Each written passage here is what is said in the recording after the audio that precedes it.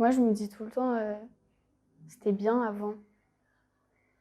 Et plus j'avance, et plus je reviens en arrière, en fait. Plus j'avance et plus j'ai des souvenirs qui reviennent.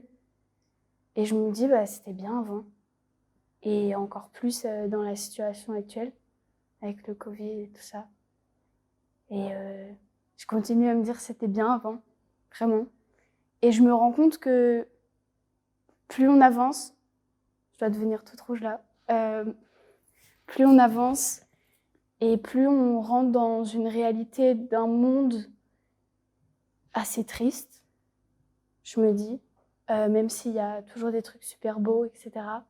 Mais on passe parfois à côté de ça, parce qu'il y a beaucoup, beaucoup de choses pas cool dans le monde. Et je me rends compte que quand on était enfant, on savait pas tout ça. On savait vraiment pas et on était insouciants.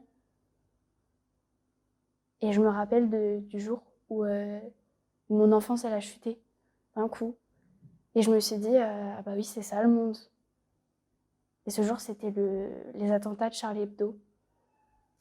Et là, je me suis vraiment rendu compte de l'atrocité du monde dans lequel on vivait, en fait. Et quand j'y repense, je me dis, ah ouais, enfin, c'était bien avant, vraiment. Et je pense que quand on a chuté, c'est difficile de retourner avant.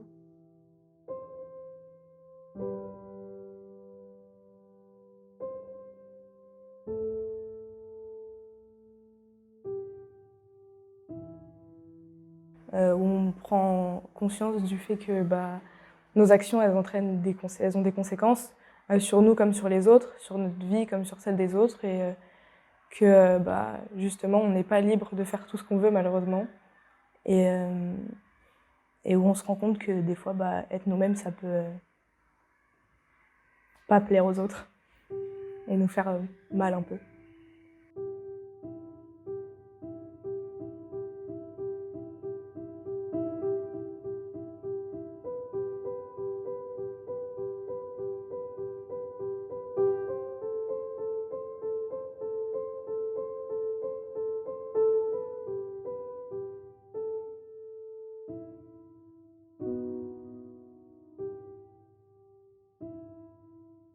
Le passage de l'enfance à l'adolescence, c'est aussi prendre conscience qu'on existe et qu'on a vraiment, qu'on existe, quoi, qu'on a une enveloppe charnelle, etc. Enfin, c'est hyper bizarre parce qu'avant, j'ai l'impression qu'on se rend pas compte qu'on a vraiment un corps. Enfin, quand on est petit, on tombe, on n'a pas mal, c'est pas grave, etc. Alors que quand on arrive à l'adolescence, on vous fait comprendre d'une manière ou d'une autre, ou on comprend d'une manière ou d'une autre que de toute façon, on a un corps et que pour moi, c'est juste ça en fait, le passage à l'adolescence, c'est quelque chose, c'est beaucoup moins quelque chose dans les idées, mais juste quelque chose d'un peu physique et un peu nul, quoi.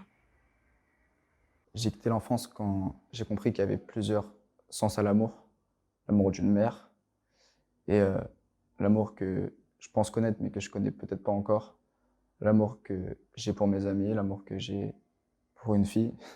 Pour une fille, je suis pas encore amoureux, actuellement je suis pas amoureux, mais je sais que c'est quelque chose qui se passe sur la confiance et j'ai compris que la confiance, c'est pas donné à tout le monde et qu'avec le temps, quand on est enfant, on est confiant en fait, on est confiant de tout ce qui se passe, on se pose pas forcément trop de questions.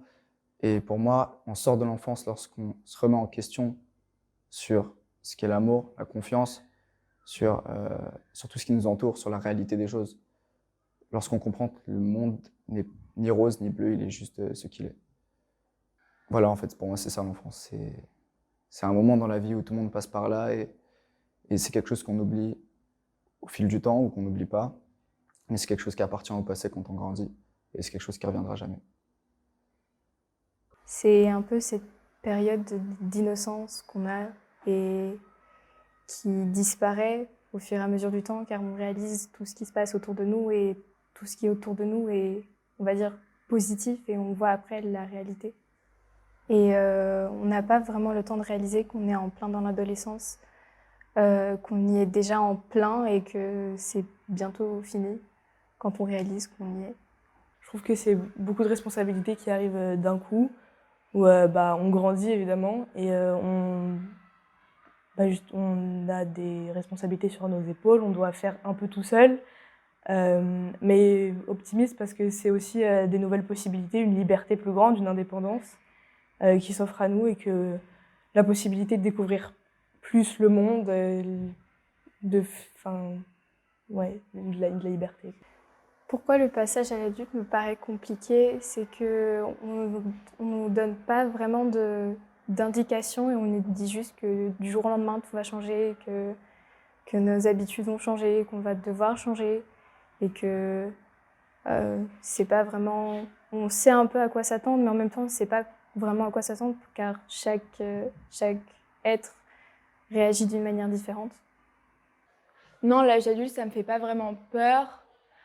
En fait, je sais pas ce que c'est et je préfère me dire... en fait, j'arrive juste pas à me visualiser quelque chose et me dire que un jour, je vais devenir adulte. Enfin, pour moi, c'est même pas envisageable.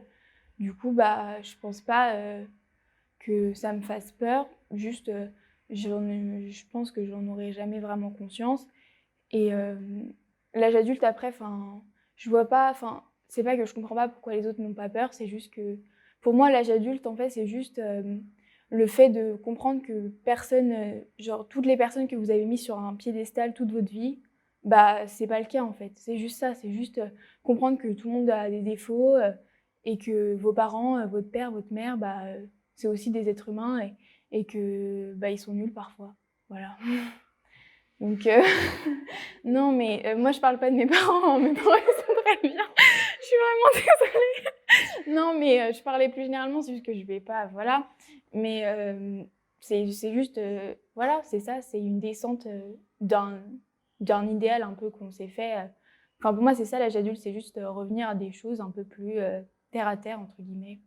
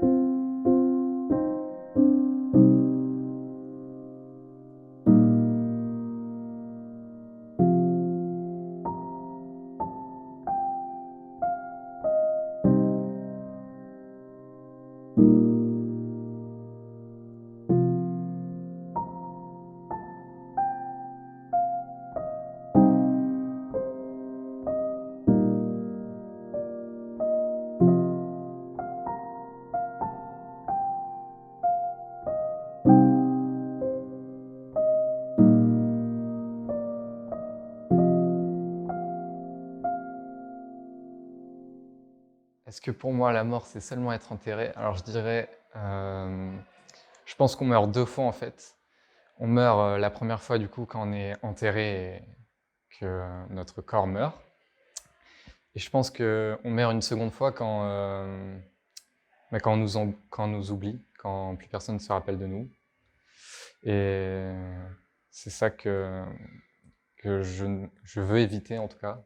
Essayer de repousser ma deuxième mort. Ou qu'elle n'arrive jamais. Si je crois pas en Dieu, alors en quoi je crois dans la vie? Je crois pas mal en moi et je crois aussi beaucoup aux autres et aux personnes que j'aime en l'occurrence. Mourir, c'est je pense pas que ce soit une vraie fin. Enfin, c'est la fin de nos battements de cœur, de notre respiration et de notre existence, enfin, de notre vie, du coup. Mais je pense qu'on persiste, du coup, par le souvenir et dire que la mort, ce serait juste mettre quelqu'un sous le sol ou alors l'incinérer, tout ça. Je pense que ce serait un peu brutal parce que en soi, la mort, c'est aussi un souvenir qui s'éteint, peut-être pour laisser place à un autre souvenir et à une autre vision de cette personne qui ne respire plus. Est-ce que la mort me fait peur? Je pense pas avoir peur de la mort. J'ai plus peur qu'on m'oublie que de mourir, en fait. Qu'est-ce qui me plaît dans la religion? Beaucoup de choses, étonnamment, mais pour la plupart, c'est surtout le côté humain qui est pas souvent pris, c'est bizarrement. C'est pas trop le côté, du côté de Dieu, c'est plus le côté, aider, son prochain et mener une vie pour ça et pas forcément pour soi-même, axé sur soi, mais plus, sur l'autre, aider son prochain et être qu'amour et tout ça, tout ça. La mort ne me fait pas peur parce que bah, je suis athée et donc pour moi, il n'y a rien après la mort. Je pense que je vais juste m'éteindre et je ne serai plus consciente de rien. Donc j'ai plus peur de vieillir sans avoir de souvenirs que de mourir.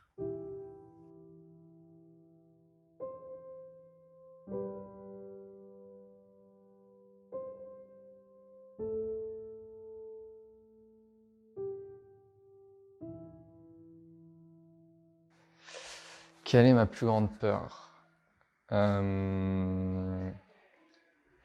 Je pense que ma plus grande peur, c'est d'être complètement oublié, que personne ne sache qui je suis ou qui j'étais.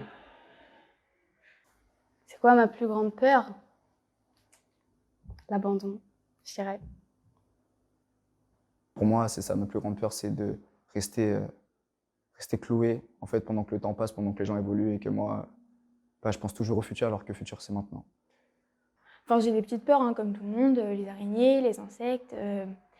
Après, j'ai des peurs un peu débiles, genre le bruit, la lumière un peu forte, etc. Enfin, c'est quelque chose que j'aime pas trop et qui me fait un peu peur.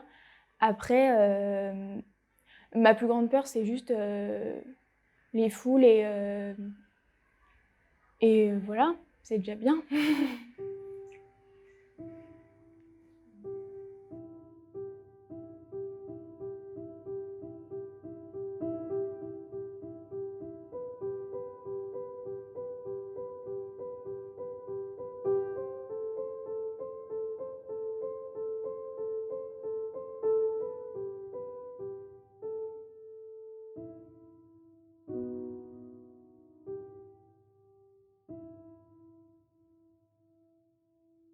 Qu'est-ce que je pourrais dire, c'est ça? Excusez-moi. À, un fanatique.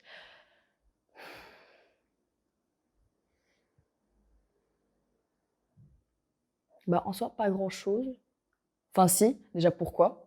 C'est parce qu'en fait, le fait que moi je n'y crois pas en soi, quand je vois une personne qui est encore plus que religieux et qui est dans le dans le encore plus, c'est quelque chose que je peux peut-être pas comprendre. Du coup, je pense que je poserais surtout la question pourquoi en premier. Et après, je pense que c'est surtout de la curiosité de savoir, comment lui peut y croire et comment cette personne, qu'est-ce qui a fait qu'il a dû combler, sa vie par un Dieu et aller, au-delà de ça? Parce qu'en soi, je sais que je suis pas religieuse parce que je pense que j'ai pas encore besoin. Ça se trouve plus tard, j'en aurai besoin d'une religion, mais je sais que pour l'instant, j'en ai pas besoin et que ça me manque pas forcément. Et j'aimerais savoir, qu'est-ce qu'est-ce de pourquoi il a dû combler sa vie par, une religion et aller encore plus loin et arriver carrément dans le fanatisme? Est-ce que j'ai un message à faire passer? Hem, Pas forcément, mais peut-être, de ne pas avoir peur de la mort et si on en a peur, peut-être essayer de tout faire pour persister, dans l'esprit des gens et dans le cœur des gens si on a envie de laisser une trace et, heu, et voilà.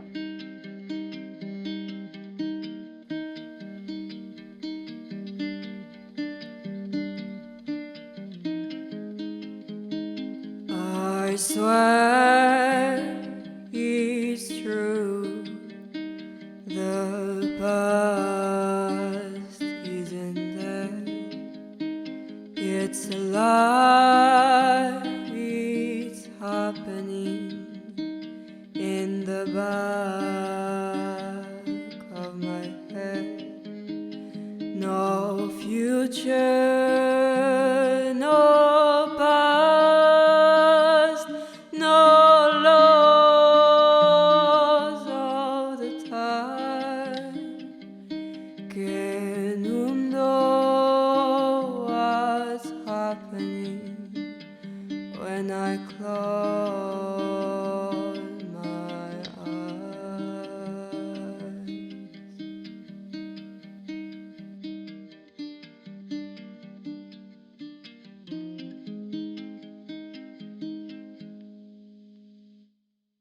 Ma société de rêve, si j'en ai une, c'est une société où en fait, ça va faire un petit peu communiste, mais non. C'est une société où en fait, tout simplement, tout le monde est égaux. On ne va pas juger une personne pour sa religion, pour sa couleur de peau, pour son style vestimentaire, son orientation sexuelle ou je ne sais quelle autre futile raison.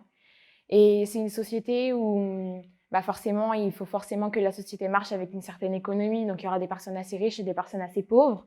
Mais pas non plus que ces personnes pauvres elles soient dans une pauvreté extrême, comme on a pu le rencontrer en Afrique ou en ce moment en Haïti.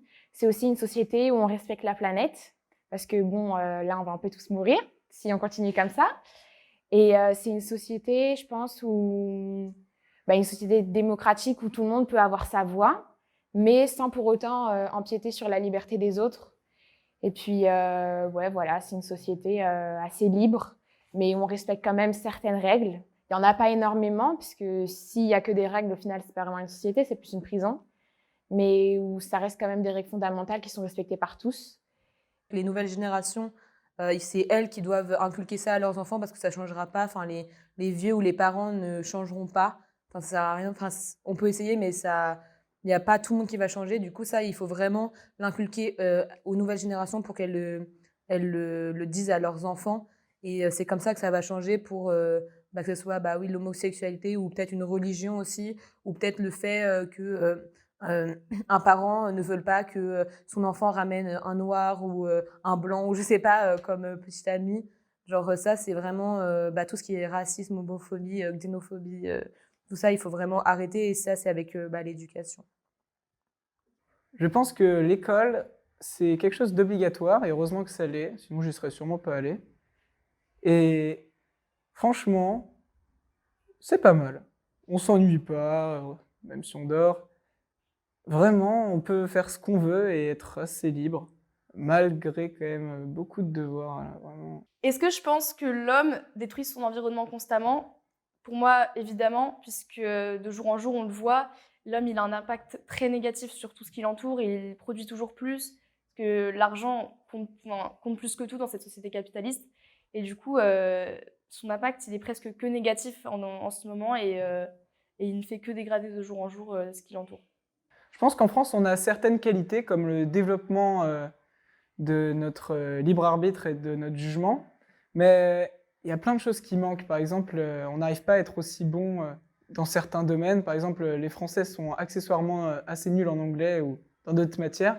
Et dans la vie de tous les jours, l'école ne nous apprend pas forcément à faire des choses qui paraissent si simples. Par exemple, au Japon, on peut voir qu'ils ont des cours de cuisine, mais encore des contrôles de ménage, ou du coup au Canada, où il y a des contrôles, enfin des cours de couture. En France, on est plus sur le développement de soi et moins sur la culture de ce qu'on pourrait apprendre à faire chez nous. Est-ce que je donnerais une éducation spirituelle à mes enfants ou religieuse? Je pense que c'est un peu mitigé. Je leur donnerais pas forcément une éducation en leur disant qu'il y a... Je pense que je leur apprendrais le principe de religion, ce qui me paraît assez évident, pas qu'ils viennent innocemment et qu'ils soient un peu dans le monde lâchés dans le grand bain. Mais je leur dirais pas forcément, je leur dirais surtout de choisir eux-mêmes, et je pense que j'attendrai surtout l'âge pour leur dire. Je pense que c'est quelque chose qui doit pas être dit dès le plus jeune âge, parce qu'on se rend pas compte vraiment de ce que c'est. Et c'est une fois qu'on grandit et qu'on atteint aussi, nous, notre maturité, je pense qu'on peut aussi, une fois qu'on se connaît de nous, savoir ce qui est bon pour nous et à la fois, par la même occasion, connaître adhérer à une religion, pardon.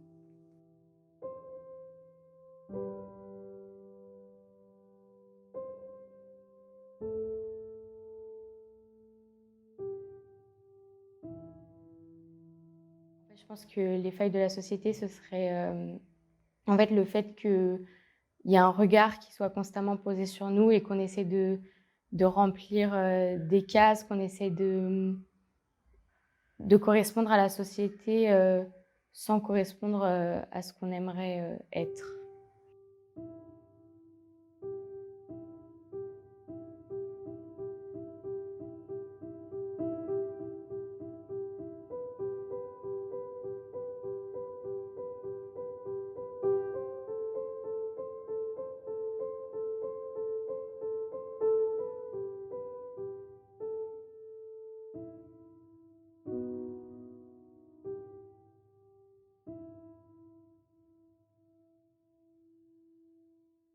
Mon message, ce serait d'abord de prendre conscience de ce qui se passe, que tout le monde soit informé, tout le monde soit au courant, parce que la nouvelle génération, elle est totalement, elle doit prendre en main. Les générations du passé, elles n'ont pas fait grand-chose, ou alors elles s'en sont rendues compte trop tard. Et c'est vraiment notre génération qui, je pense, va faire bouger les choses. Elle va être capable d'évoluer et déjà donc de prendre conscience chacun de nous, notamment les jeunes de nos jours, et pour chacun avoir un impact à notre échelle qui chaque petite goutte d'eau va faire que le vase va se remplir, quoi. Chaque impact va avoir un plus gros impact si on le fait tous ensemble. Je pense que l'homme peut devenir libre s'il s'en donne les moyens. Mais pour l'instant, en fait, il ne s'en donne pas les moyens parce qu'il est égoïste. Il pense qu'à lui, à une certaine catégorie de lui. Par exemple, un truc tout simple qui m'avait vraiment mis en rogne, pour être honnête, c'était de voir qu'en Europe, il y a plein de gens qui se battent pour l'écriture inclusive. Mais je pense qu'en fait, donner plus de droits à des personnes qui ont déjà plein de droits, quand on voit que dans le monde, il y a des gens qui n'en ont pas, comme en Palestine, et on a commencé à en parler un petit peu sur les réseaux sociaux, même si ça commence un petit peu à se taire, je pense pas que ce soit la meilleure des choses à faire. C'est que, en fait, les gens veulent donner des droits, veulent libéraliser l'homme le plus possible, quand on voit que dans d'autres parties du monde, ces hommes, ils sont encore en prison.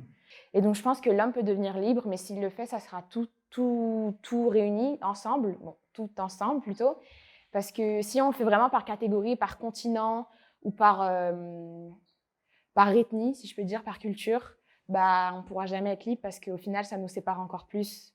Et je ne pense pas que la liberté, ça passe par la séparation des hommes. Est-ce que je pense qu'on peut être libre quand on est pauvre? Alors, oui, d'une certaine manière, puisque on a toujours notre pensée avec nous, on a toujours notre cerveau, on a de quoi imaginer les choses. On peut essayer d'une manière de partir du monde en rêvant et en réfléchissant, mais c'est toujours un poids, le fait d'être pauvre, c'est-à-dire qu'on n'a pas à manger, donc on va penser à ça tous les jours, même dans les plus beaux moments, quand on va rêver ou quoi, il y a toujours ça qui ramène vers la réalité. Ça passe par plusieurs actions qui sont peut-être banales. Déjà, m'informer, prendre conscience de tout ça. Et aussi le fait d'être végétarienne, en tout cas flexitarienne, je mange beaucoup moins de viande, presque plus. Et presque plus de poisson non plus. Donc c'est vraiment... je trouve que ça me donne l'impression d'agir, de faire quelque chose, d'être utile.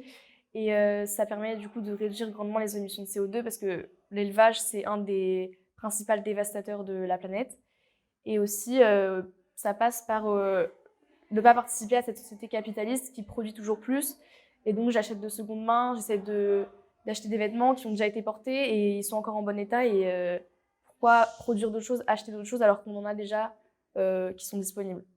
Et je pense que si on arrive tous à comprendre ces enjeux, à comprendre tout ça, alors on pourra faire une meilleure avancée et faire un monde meilleur, même si ça fait un peu bisounours. Il faut quand même être un petit peu optimiste. Voilà.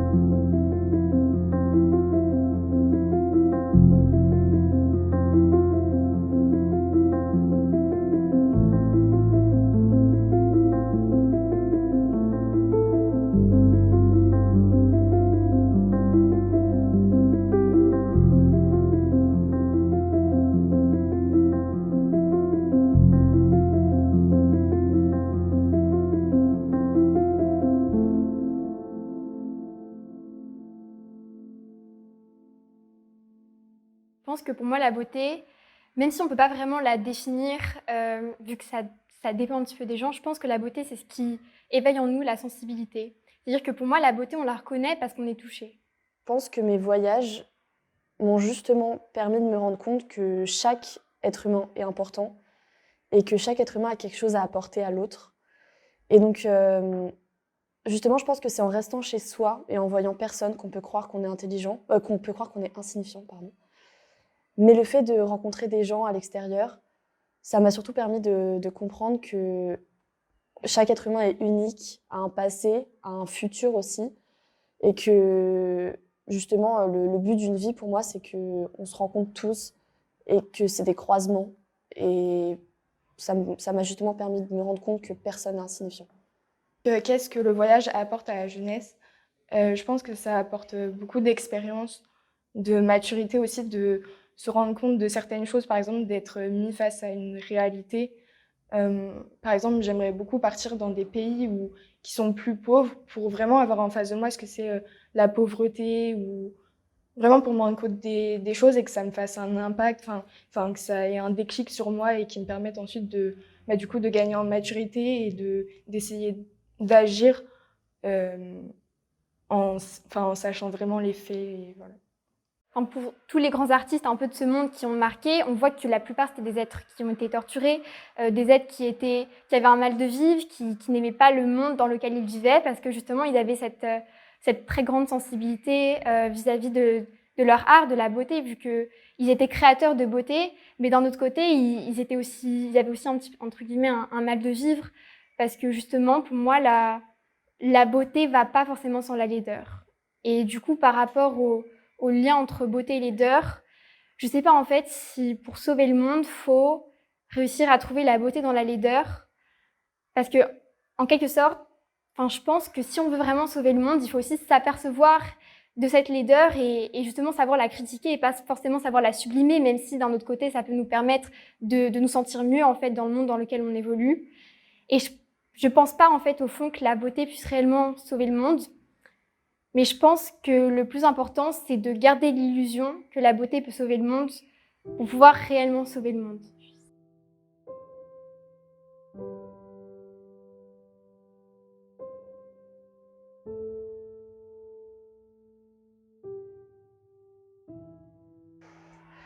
Je pense que mes voyages m'ont surtout permis de me rendre compte de la chance que j'avais, en tout cas selon mon point de vue, de vivre dans une société telle qu'on a en France, qui est assez libre en termes de laïcité, en termes de liberté fondamentale.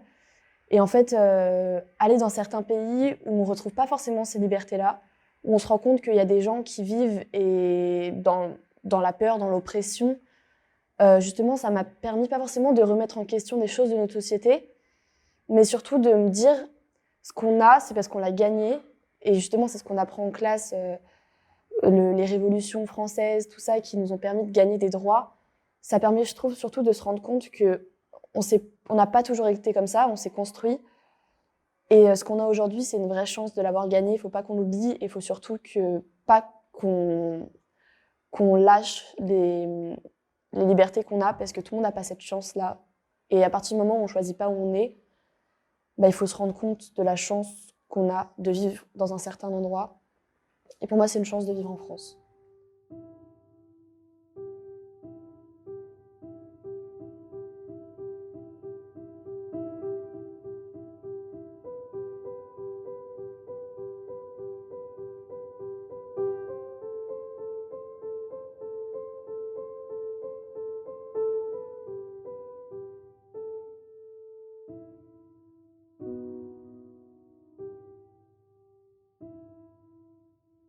C'est quoi un être humain?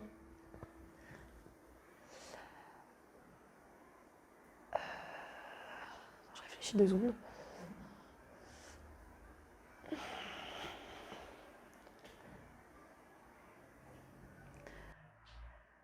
Je pense que l'être humain... Alors déjà, j'ai une vision un petit peu scientifique de l'être humain, pas du tout la version on a été modelé par Dieu, tout ça. Pour moi, un être humain, déjà, c'est une évolution des espèces. pour moi, les êtres humains, on était un petit peu comme quelque chose de modelable. On a évolué. Et ensuite, à un moment donné de notre évolution, on a évolué dans un certain sens. Et du coup, on a créé des sociétés, on a créé des cultures en fonction de là où on vivait, des religions en fonction de ce qu'on ressentait. Et pour moi, un être humain, c'est ça, c'est juste une évolution et un parti pris sur la vie. On aurait pu devenir... on avait le champ des possibles qui était infini. Et on a choisi de construire des sociétés avec des lois, on a choisi de s'encadrer, on a choisi de vivre ensemble. Mais un être humain, pour moi, c'est quelque chose d'extrêmement libre et une évolution. Un être humain. Je pense que c'est... Je sais pas si on peut qualifier ça d'une seule personne en soi, un être humain. Je sais pas si ça vivrait tout seul, je pense pas. Je pense qu'on peut dire que c'est quand même un groupe de personnes. Pour moi, un être humain, ça vit pas seul, c'est impossible. On peut pas vivre tout seul dans son petit coin et vivre sa vie normalement. Et je pense que d'un autre côté, c'est un peu pour ça qu'on a créé les religions, si on y revient. Mais pour moi, un être humain, c'est un groupe d'individus et d'espèces qui, en l'occurrence, l'être humain, c'est l'espèce humaine, qui fait qu'on soit un tout et on peut se globaliser en disant qu'on sommes un être humain. Peut-on vivre dans notre monde sans aimer le monde ? Honnêtement, je pense que oui, on peut. Mais justement, ça va être un petit peu un combat tout au long de notre vie, c'est-à-dire qu'est-ce qu'on fait ? Est-ce qu'on continue malgré tout ? Est-ce que, même si on ne trouve pas forcément d'accroche, ou est-ce qu'à un moment, ça finit toujours par casser et ça mène à des fins un petit peu terribles où on se dit que le monde n'a rien à nous offrir et qu'on ne se sent plus à sa place et qu'on ne se reconnaît plus dans un monde et qu'on ne reconnaît plus le monde et on n'aime pas vraiment ce qui est autour de nous et on se sent incapable, misérable peut-être de ne pas pouvoir le changer. Et c'est pour ça que ça revient un petit peu à la question de base. Est-ce que la beauté peut sauver le monde ? Enfin, qu'est-ce qui peut sauver le monde ? Qu'est-ce qui peut nous permettre que le monde soit à l'image de ce qu'on aimerait qu'il soit ? Comment est-ce qu'on fait pour vivre dans un monde où il n'y a que la beauté et pas de laideur, pas de mal ? Et même si c'est une question qui est assez enfantine en quelque sorte, parce que je pense qu'on se doute bien tous que est-ce qu'il peut vraiment y avoir un monde sans laideur ? Comment faire en fait pour pouvoir accéder à un monde parfait ? Est-ce que c'est possible ?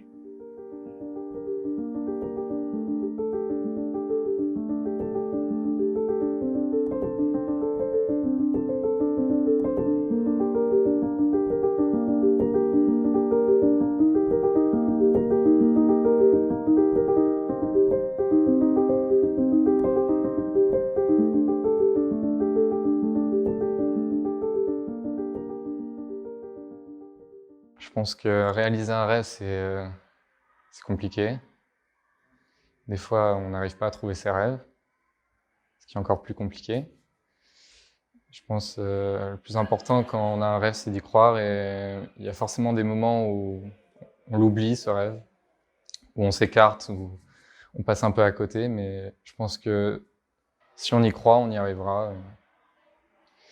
Même si c'est dur, je pense que c'est faisable. Dans ma vie, j'aimerais déjà faire un métier qui me plaît et être heureuse, même si je le suis déjà, mais être heureuse le plus longtemps possible et faire tout ce que j'ai envie de faire. Faire ce que je veux et être heureuse, et une famille et faire ce que j'aime dans ma vie, avec des gens que j'aime. Mon rêve principal, ce serait simplement d'être heureux, je pense, comme la plupart des gens. Pas un bonheur superficiel. Même si j'ai pas d'argent. Le but dans ma vie, c'est vraiment d'être heureux et d'être épanoui, de donner de l'amour à ceux qui m'en ont donné en retour, de les aider, d'aider ceux qui m'ont aidé, de rendre la monnaie de ma pièce. Je sais pas si ça se dit comme ça, mais voilà. Et simplement de faire du bien autour de moi. Faire de ma vie une vie qui plonge un peu dans l'art. Non, en fait, j'ai pas de rêve, mais je trouve pas ça triste. Enfin, c'est juste que je préfère juste être là et voir comment ça ira. Et pour l'instant, j'arrive pas à voir si je serai là ou comment je serai dans 5 ans. Du coup, c'est pas possible pour moi d'avoir vraiment un rêve. Après, pour moi, il est difficile d'envisager que je rate ma vie, etc. Donc, je pense que mon rêve, c'est juste de pas rater ma vie. Voilà. Je pense que mon plus grand rêve, c'est réaliser, écrire des films ou vivre de ça en tout cas.